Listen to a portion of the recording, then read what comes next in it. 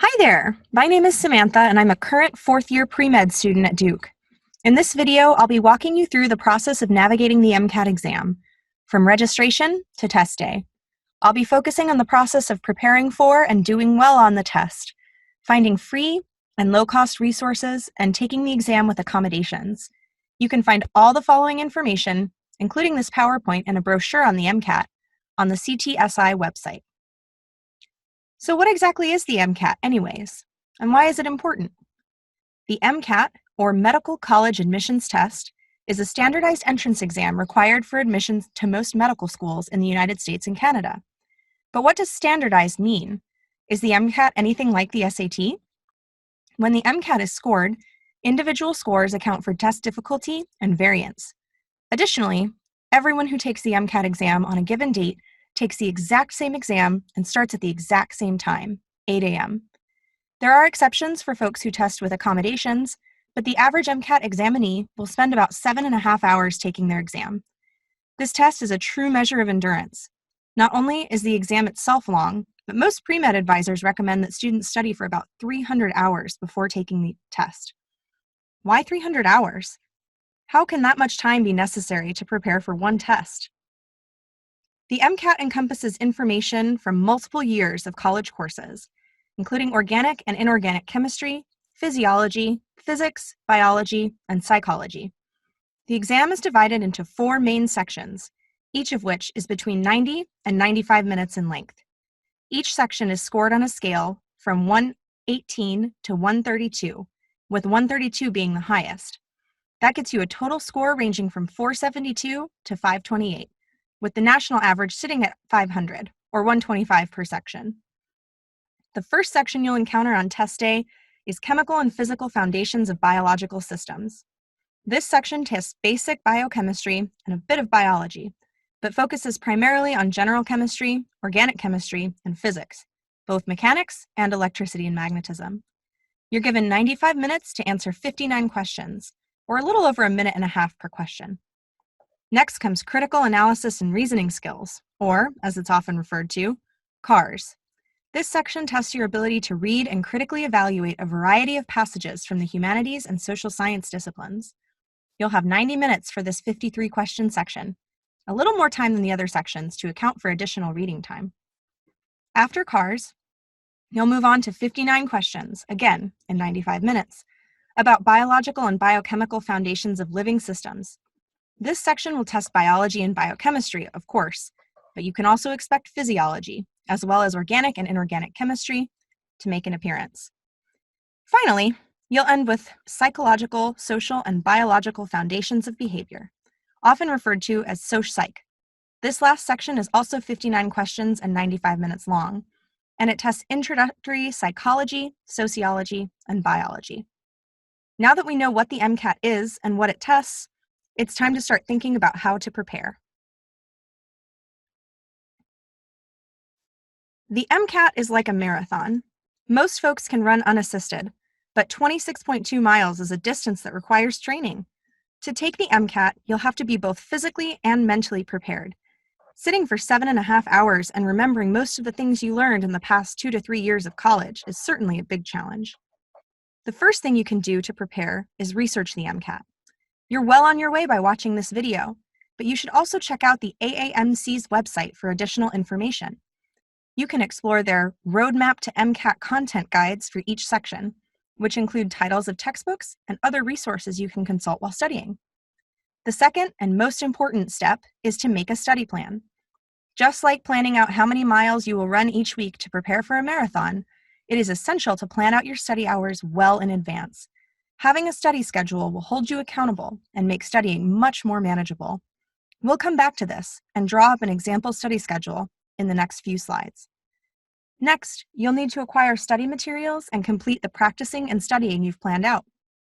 If you're concerned about accessing resources, there are a number of great free and low-cost resources available to you. Skip ahead to our Paying for the MCAT video to learn more, and/or visit the AAMC for information on their fee assistance program. You can also ask older undergraduate students if they have MCAT books they'd be willing to give or sell to you. Finally, ask for help. Preparing for the MCAT is difficult, but there are many people who can help you navigate it. Older students who have taken the exam will be able to tell you about their general experiences, but don't ask specific questions about their exams. The AAMC prohibits discussing the MCAT with anyone, including fellow test takers.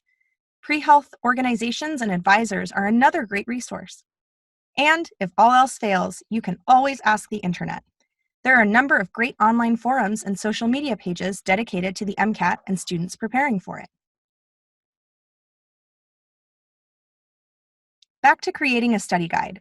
This is the most important thing, aside from actually studying, that you can do to get ready for the MCAT. Here's an example study guide for someone planning to take the MCAT exam in August. Let's say that this person wants to guarantee that they will have 300 hours of practice complete by test day. Completing those 300 hours in 30 days, 1 month, would require the student to study 10 hours per day, every day. That's a recipe for burnout. It would be a much better plan to space out the study hours over several months, even allowing for 1 to 2 days per week off. This spaced out ideal plan would begin approximately 6 months before the test date with test registration. You can register for the MCAT exam on the AAMC's website. The AAMC will announce registration dates and times in advance, usually via Twitter. Registration usually begins around 7 a.m. Eastern Time on the announced day. Follow the AAMC on Twitter at AAMC_MCAT for updates and announcements. It's best to schedule immediately if you know your exam date and location. Why? The AAMC sets 3 zone deadlines for the MCAT.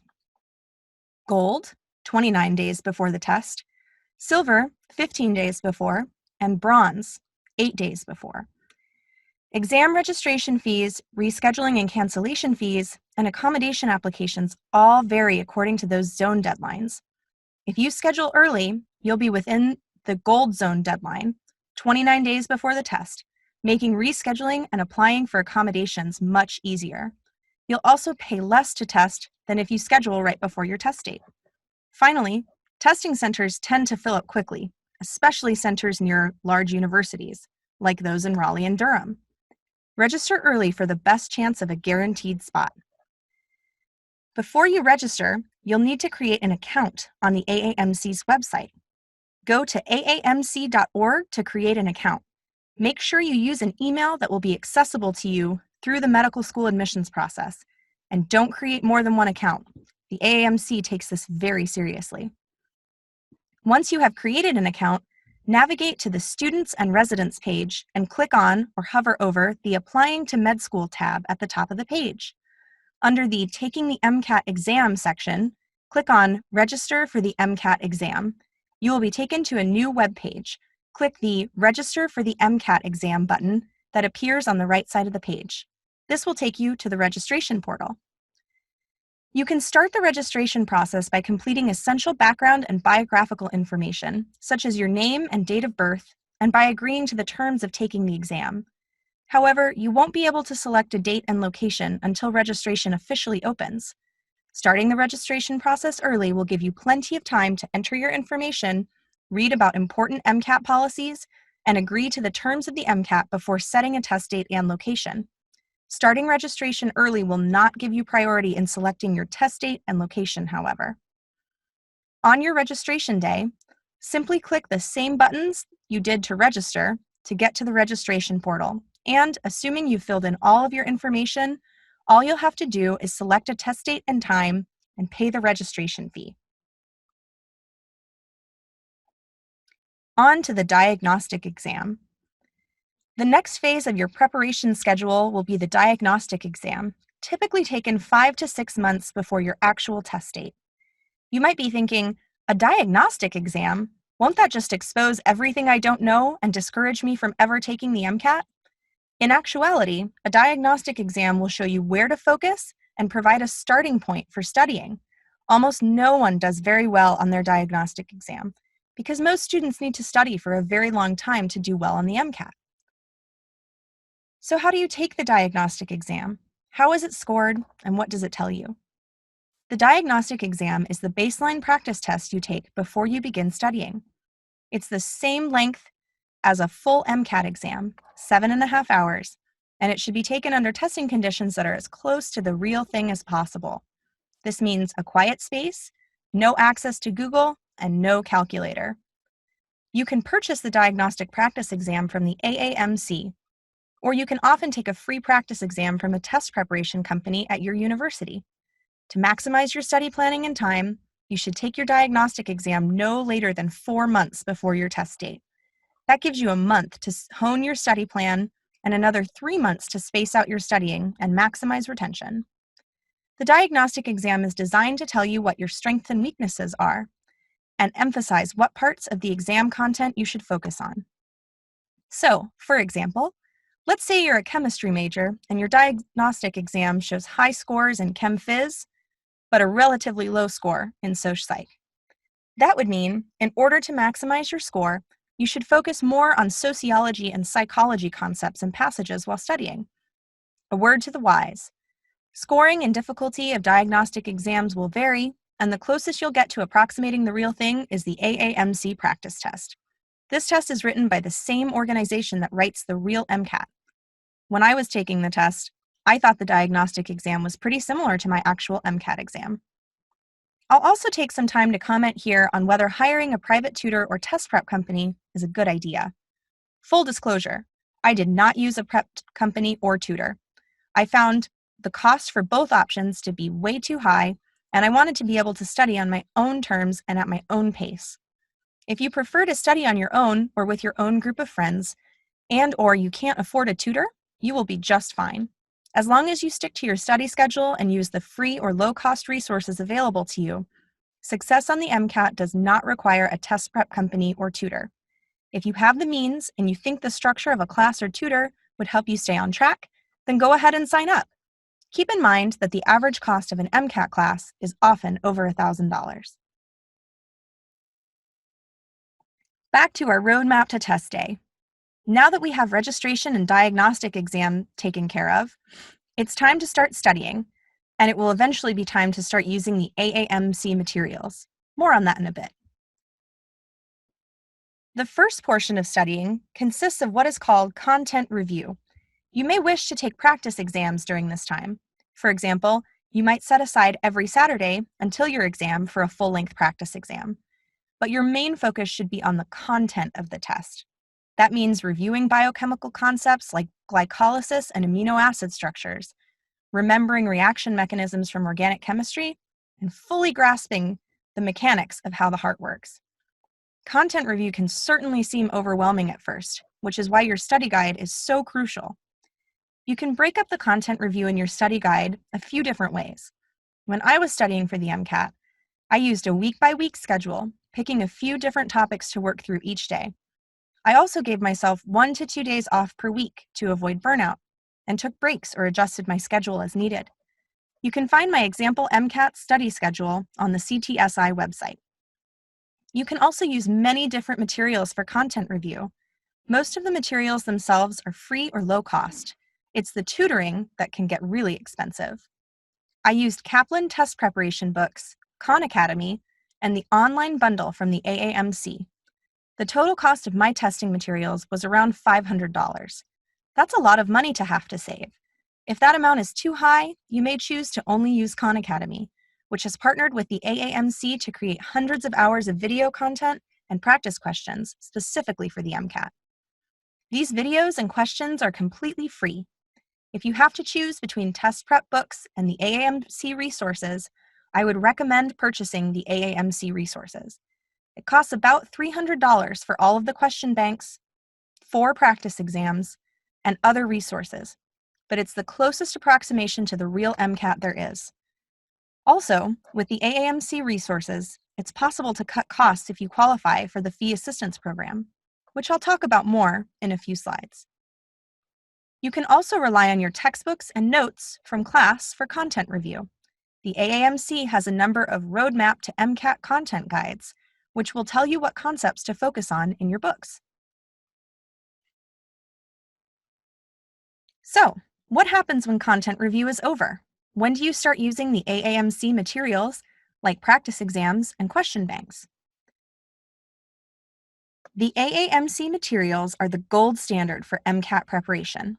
No other materials I used mimicked the MCAT exam like these resources did. The online bundle, which at the time of this presentation costs $275, includes multiple choice flashcards, the official guide to the MCAT exam, a section bank, question packs, and 4 practice exams. All of these are wonderful resources, but when should you start using each of them? If you are financially able, I would recommend purchasing all the AAMC materials when you take your diagnostic exam. That way, if your exam studying progresses faster than expected, or you would like additional practice along the way, you can access the section bank and question packs to bolster your studying. Additionally, reading the official guide to the MCAT exam is a great way to learn the ins and outs of the MCAT exam before you begin official content review. You can use the practice questions in that book to get additional practice and to help hone your study plan. If you complete your content review on time, it's usually best to start using the AAMC materials 4 to 6 weeks before your exam date. The AAMC practice exams are almost exactly like the real MCAT exam in scope and style, so the scores you get on those practice exams are usually excellent predictors of what you get on the real exam. My actual exam score was within 3 points of my practice exam average. Thus, the closer you take the practice exams to the true exam date, the more accurate they will be in terms of score prediction. You can take all of these practice exams on your laptop or at a computer at your local library. I would recommend taking each practice exam at least a week apart to allow yourself space and time to look over your previous practice exam. Thus, beginning the AAMC practice exams about 5 weeks before your test date is ideal. Now all you have to do is take the exam. Piece of cake, right? So, it's test day. What exactly can you expect to face when you walk into the Pearson Testing Center? The MCAT exam will likely be very different from your typical university midterm or final. First, it's administered completely online at a Pearson VUE testing center, which will not be affiliated with your university. These centers take testing security very seriously. Once you enter the floor of the building your center is in, you will not be allowed to leave that floor of the building or the building itself until testing is complete. You will also be asked for federal identification before taking your exam, usually in the form of a state driver's license or passport. Your full name must match the name you registered for the test with, or you will not be allowed to test. Finally, you will have your picture taken and palms scanned the day of your MCAT. And these forms of identification will be used to verify your identity at any time you leave and re-enter the testing room, even for going to the bathroom or taking a snack break. When you sit down to take the MCAT, you'll sit in a cubicle of sorts, and you will be provided with noise-canceling headphones and earplugs to use if you so choose. There is no water or food allowed in the testing room unless you have specific pre-approved accommodations. Your cubicle is also monitored by live proctors and by video. The proctor will sign you into the exam and your test will immediately start. This is slightly different from the practice exams on the AAMC's website, which allow you to pause the exam or wait to start. So, aside from being completely online, what sets the MCAT apart from your average college midterm or final exam? Though it's all multiple choice, the MCAT is at its heart a passage-based exam. A few of the questions you'll encounter will be simple recall questions, wherein you're asked to remember a formula or a concept. Most of the questions, however, will be based on passages adapted from or written in the style of scientific journals. Graphs, tables, and data abound in these passages. You'll be expected to use the knowledge you've gathered over your years as a pre-med student to answer the questions that follow the passage. While you are taking the exam, you will have the option to highlight passage text and flag questions for later review. Keep in mind that it's important not to flag too many questions for the sake of practicing, for the sake of pacing yourself during the exam. At the end of the test, you will be asked if you would like to score or void your exam. If you void, your exam will not be scored, but the exam will be counted as one of your attempts. 7 attempts is the lifetime limit, and you may test up to 3 times in 1 year or 4 times in 2 consecutive years. This selection can only be made once and cannot be changed, so be sure you have the right box checked before you click Submit. Finally, the MCAT does not release scores right away, nor does it give you a percentile estimate like the GRE does. In fact, scores are not released until approximately 28 days after your test date, as they must first be normalized against previous exams and score reports. When scores are released, they will be accessible through your AAMC account. Your score report will have 1. Your score, 2.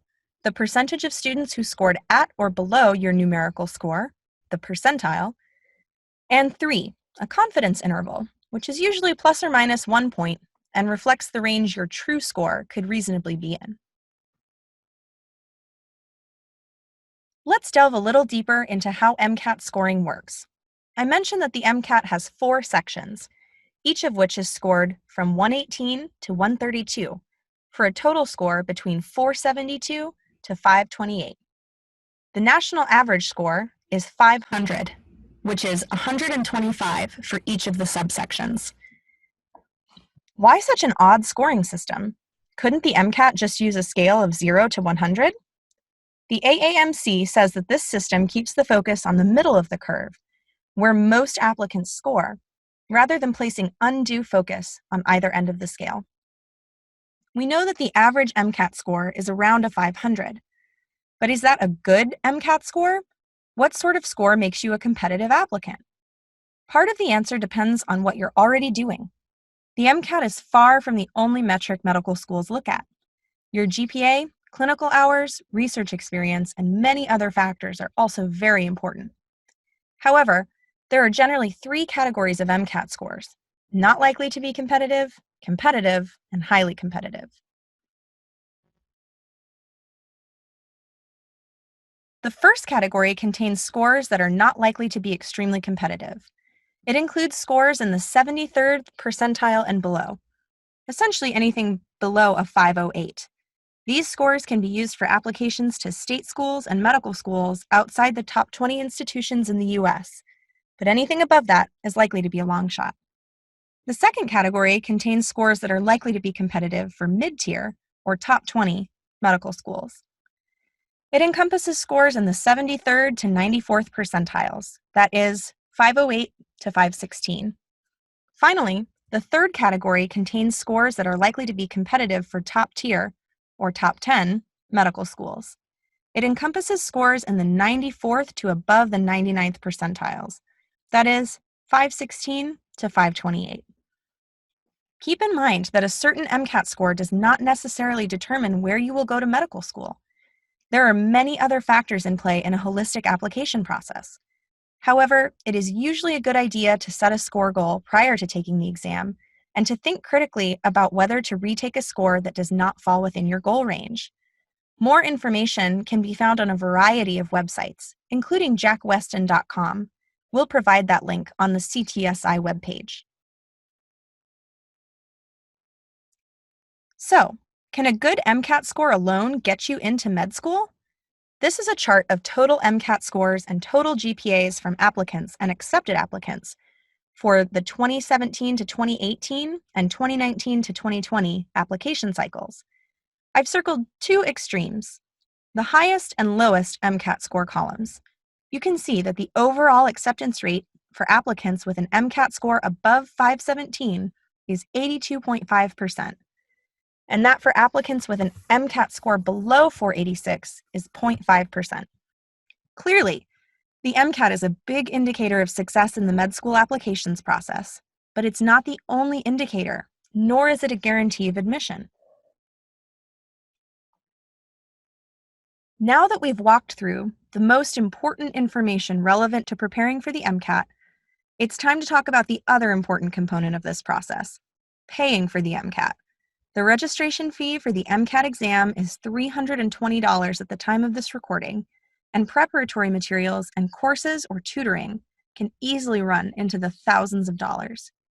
What if paying for the exam, prep resources, or both is simply unfeasible? Thankfully, a variety of options exist. First, and most directly helpful, is the AAMC Fee Assistance Program. This program is designed to provide financial assistance to students who would otherwise not be able to take the MCAT.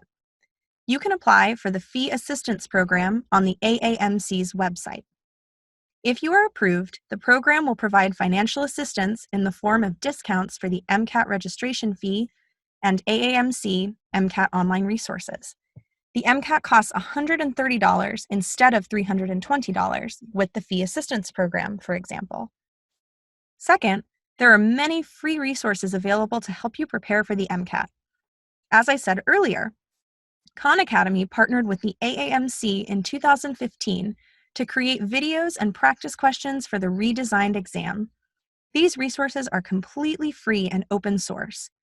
Additionally, many websites offer questions of the day that you can use for casual practice for free.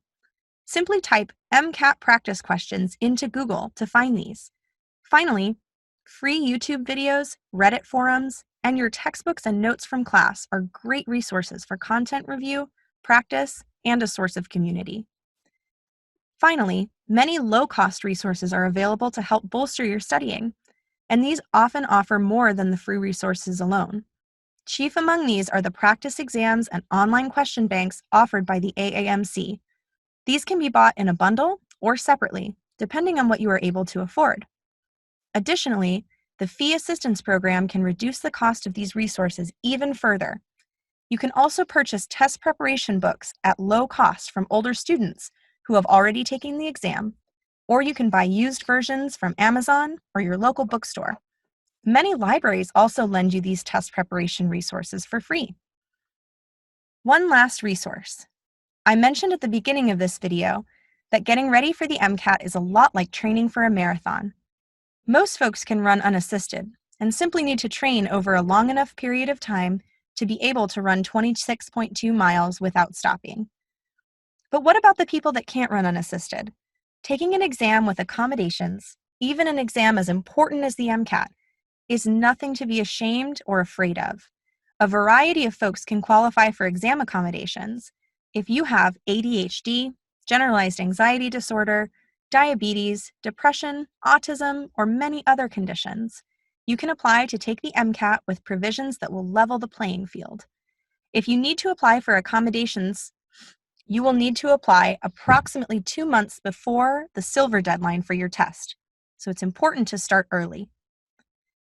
Your accommodations application can take quite a bit of time to complete, so if you think you qualify for accommodations, it's best to start the process before you register or take your diagnostic exam. Your medical history, verification of previous accommodations, high school and college transcripts, psychiatric evaluations, teacher statements, and more may be required for the AAMC committee to make a decision on your behalf. If you are concerned about gaining access to medical care or an evaluation, the Fee Assistance Program will provide up to $800 in support of accommodations evaluations. If you have medical insurance, many of these evaluation procedures may be covered by your insurance company. To apply for accommodations, visit the AAMC's MCAT Accommodations website. We've included the link below. Click Apply for Accommodations and complete the application. You'll need to 1. Complete a profile, condition, and history sections. 2. Write a personal statement explaining why the accommodations are necessary. 3. Submit a current comprehensive evaluation of your condition. And 4. Submit academic and medical supporting documentation. If you have any questions about the process, you can call the AAMC at 202-828-0600 and ask for help. Thank you. I hope you've learned something new about the MCAT and are ready to tackle making your own study plan. If you have any questions, please visit one or more of these sites or contact the CTSI at Duke University. This is the AAMC Twitter website, useful for registration. You'll see here the handle for following the MCAT on Twitter at AAMC_MCAT. Here, you'll see updates that the MCAT Twitter account posts. On registration day, around 7 a.m., the AAMC will use this medium to tell you exactly when registration can begin. Applying for accommodations is simple when you use the AAMC website. Simply navigate to the Applying to Medical School tab of the AAMC's website and select Taking the MCAT with Accommodations. This page will pop up. Next, click Apply for Accommodations to open the application website and fill in your personal information. As a reminder, you'll need to complete the profile, condition, and history sections, write a personal statement explaining why your accommodations are necessary, submit a current comprehensive evaluation of your condition, and submit academic and medical supporting documentation. You can visit the MCAT Exam with Accommodations Frequently Asked Questions section or contact the AAMC for more information about applying with accommodations.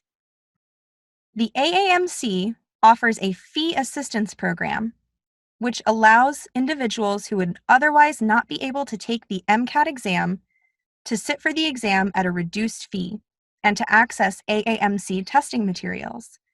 You can read more about it on their website, which you can find by navigating to the AAMC website, clicking Applying for Medical School, Understanding the MCAT, and opening the Fee Assistance Program section. Once you're here on this website, you can click Fee Assistance Program Application, which will allow you to begin inputting the necessary documentation to receive financial aid. Here are some of the requirements for applying to take the MCAT with accommodations. You'll see that there are quite a number of requirements. Academic transcripts, standardized test score reports, verification of previous accommodation, supporting academic records, and/or previous evaluations may all be either required or strongly recommended for any number of conditions. You'll note that a whole host of conditions may make you eligible for taking the MCAT with accommodations.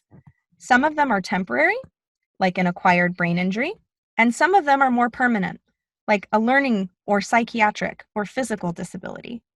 If you are unsure if you can apply for accommodations, ask your pre-health advisor, or if you do not feel comfortable doing that, try and apply anyway. You'll see underneath the table here that there are different recommendations for each type of supplementary documentation for your application. Things may either be required, strongly recommended, or possibly not applicable. Be sure to adhere to these guidelines, and if something is strongly recommended, go ahead and include it in your application. For more information, visit the AAMC's website. Here's the website for registering for the MCAT exam. You can find this website by Googling AAMC and navigating to the Students and Residents tab of the AAMC's website. Once you're there, you'll find links to the AAMC Twitter account, information about the MCAT exam and how to prepare, and ways to register for the MCAT exam. If you want to register, you'll click this button here that says Register for the MCAT exam at the top right corner of the page. And if you have questions along the way, you can contact the AAMC at 202-828-0600.